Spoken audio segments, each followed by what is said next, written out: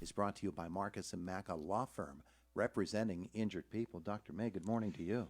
Morning, Todd. Thanks for having me. I wanted to have you in here today, especially to talk about, with this COVID-19 crisis, with all of the news that is out there, with the seeming panic on some sectors, Right.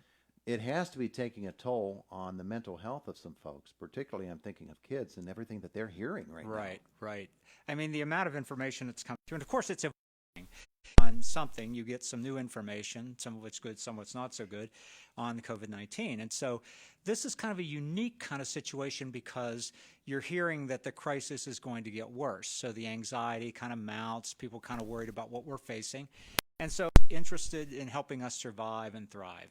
Knowing what to do is the issue. Knowing what you can do about a situation that feels uncontrollable is so, but people react differently. You know, like we've got to hoard things, we've got to protect ourselves, we've got to defend our families.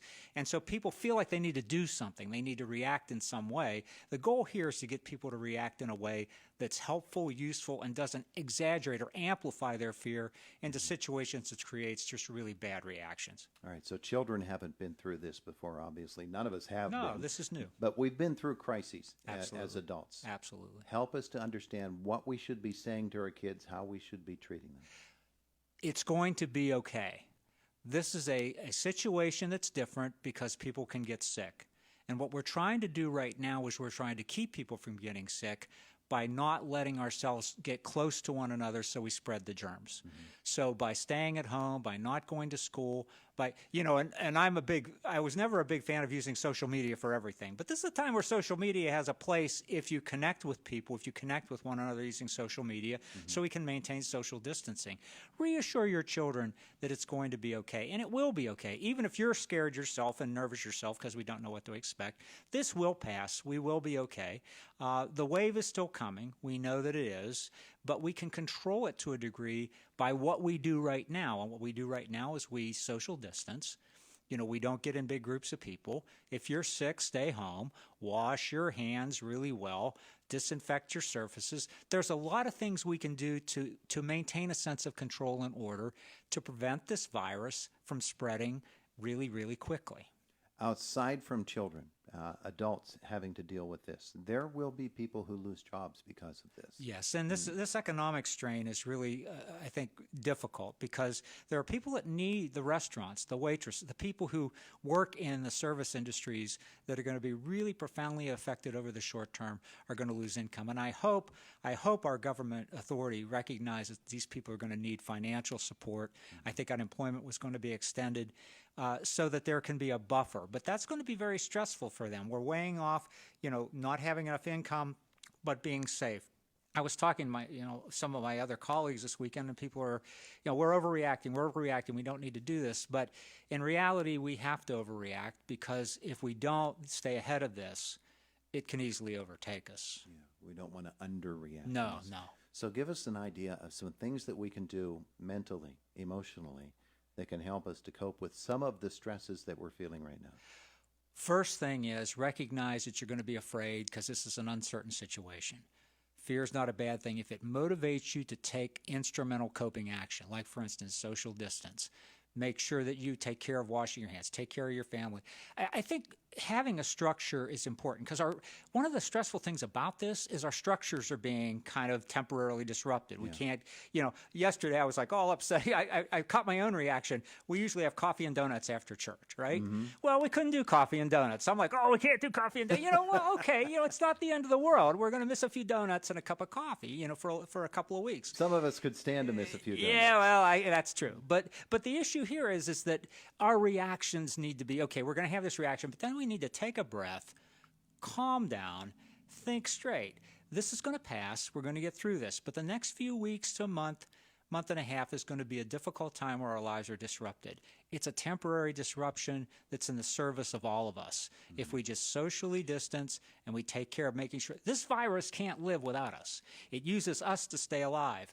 If we deprive it of spreading, it will go away. But we have to take those actions. So maintain structure. If you're at home with your kids, you need to maintain a structure, a plan for your day. And I think it's really important to maintain a rhythm of life, even if you can't do everything that you would normally do. That structure is important. It sends a communication of normalcy that, okay, we can't do X, Y, and Z, but we can do these other things for a week or two, and we're going to be fine. So we have to continue. And I remember walking into one of the stores, and the shelves are empty. So your first reaction is, oh my God, it's the zombie apocalypse, right? Sure. Stuff's being removed from the... People panicked. There's plenty of stuff. It's just that everything was removed from the shelves because people panicked. Well, they'll be resupplied, and we'll be back to it in a couple of days. But when you see that stuff, it scares you. Even when you know better, you get this emotional reaction like, oh my God. And so you have to stop yourself. Think clearly. This is going to be okay, and it will be okay. But there are things we need to do to make it okay. We need to be rational, realistic. The CDC website is good, but I want to say something is that we don't want to saturate ourselves by watching every 5 minutes of new information on COVID-19, because then you'll just become overwhelmed. Stay in touch with the information. Check the CDC website. Maybe once in a while check and see what's going on, but do not spend 24 hours a day listening to what's going on with this. You'll just get yourself all fired up. Tell me about bunker mentality. We don't want to be, don't lock yourself in a room and not come out, especially as the weather's nice. No, well, and that's the point. It's like the weather's nice. My wife and I went out in the yard. You can socially distance in your own yard and do some yard work. You can be outside getting sunlight. Do not think that this is a bunker mentality. Like you said, where you got to lock yourself away. That's not what we're talking about here. Most people, if they get this, are not going to be that sick. We don't want to expose people who have pre-existing medical conditions and the elderly. We don't want to be carriers of the illness. So that's one of the reasons we're socially distancing, to prevent the more ill people from getting the virus. So we need to have a structure for recognizing there are some things that are going to be different. It doesn't necessarily mean they're bad. I was talking to one mother, I'm going to be at home with my kids. Well, what about like puzzles? What about board games? What about spending time with your kids? What about meals? This is an opportunity. Every crisis presents an opportunity, doesn't it? Yeah. An opportunity for us to reconnect, an opportunity for us to get to know one another, to support one another. Crises brings out the best and the worst, doesn't it? Some people will deteriorate to their low level and get frustrated and afraid and angry, and they'll do things that aren't really that good, where other people will step up and help one another. And I want to take this opportunity to say thank you to the healthcare workers, to everyone who's out there on the front line, because, this is a tough time for them. But we've had time to get ready. We've had time to plan. And I think we just need to trust that that's going to work out. There is another aspect of all of this. And by the way, we're talking with Dr. Ralph May this morning about some of the mental and emotional problems that will crop up because of this COVID-19 crisis that folks will deal with in a variety of ways. I'm thinking of the separation from loved ones in nursing homes, personal care homes, from their standpoint, because all of a sudden their family stops coming to visit them. Right.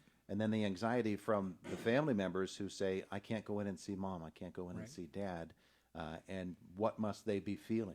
It's, my own sister's in a nursing home, and so I was not able to go and see her for the past week because of the restrictions placed on. Now, fortunately, she can still use the telephone. So I contact her and talk with her regularly and check on her. But if the person's not capable of communicating, then it's very stressful to not be able to see your loved one. It's really important to remember that you're protecting your loved one. Make clear that even though you may not feel sick, we don't know that you could not be carrying something. And by the way, even before COVID-19, the flu and other things were also part of that process. And there were restrictions from time to time when the flu was in an outbreak status. So remind yourself that you're protecting your loved one, that while the separation is difficult, it's the right thing to do. It's not going to last forever, but for the short term, it's absolutely the right thing to do. When the world finally begins to get back to normal, if that ever happens, it'll again, happen. Yeah. As the world returns to normalcy and we're able to have those contacts with one another once more, and we're able to get back out into the world and not look at everybody fearfully, is this person a carrier that's going to infect me? Am I going to infect somebody else?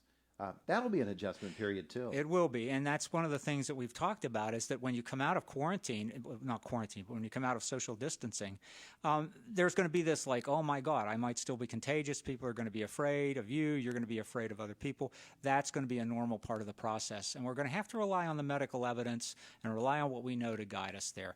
If you're going to be released from restriction, you're going to be released from restriction because we know you're okay. we're going to be conservative. Do you hear or see an uptick in business, if you will, on your end? What we're getting is people afraid and they're canceling. And I want to say this is that we're having a big meeting this morning at the Guidance Center because the state has done a good thing. They've expanded our ability to use teleservices, telecounseling, telepsychiatry, telemedicine to our consumers so that we'll be able, for many of our consumers, to use the internet or use the telephone to continue to provide support to them and not make them have to come into the office. Yeah. So we've got responses that will enable us to prevent the spread of COVID-19 and continue to provide support services. What's important is that there are people who are depressed and stressed already, that this adds another significant stressor for them. And we need to make sure that they're supported. We need to reinforce to them that help is available. It's still always available. They still can get the help they need. That's not going to be disrupted. So we need to continue to provide support to people. People are calling in. They have lots of questions. We can answer those questions. We're not going to be closed. We'll be open for business. We'll just do business a little differently in the short run to make sure that people are safe and the services are still being provided. Very good. Somebody wants to take advantage of your services. What do they need to do? In Indiana, you want to call the Guidance Center at 724-465-5576. And in crisis in Indiana, we have the 24/7 crisis line. You can talk to a clinician at any time at 877-333-2470. Dr. Ralph May, thanks so much for coming in. Thanks, Todd. Thanks for having me. We appreciate it. It is the voice of Indiana County, WCCS, AM 1160 and 101.1 FM.